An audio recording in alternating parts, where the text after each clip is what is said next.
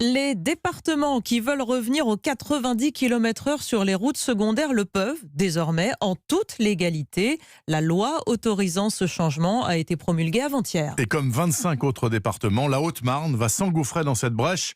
C'est même une victoire selon son président Nicolas Lacroix. Il est aux Républicains.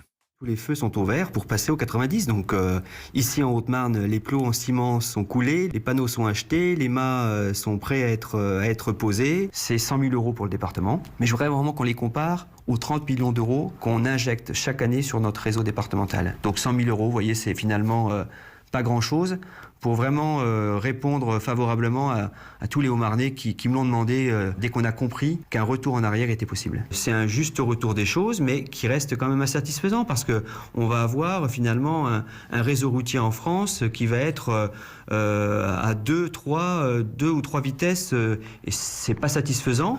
On n'aurait jamais dû en arriver là. Mais certains élus voient dans cette ouverture un piège tendu par le gouvernement et notamment par le Premier ministre Édouard Philippe, grand défenseur des routes à 80.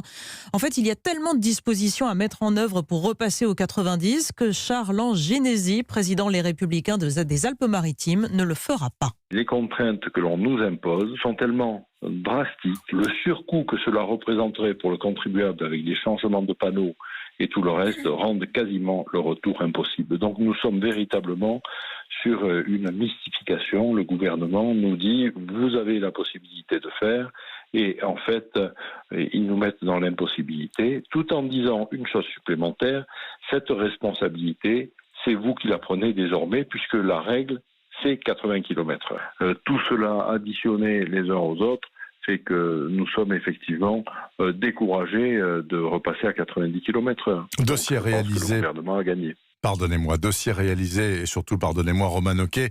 Donc par Roman Oquet pour Europe 1.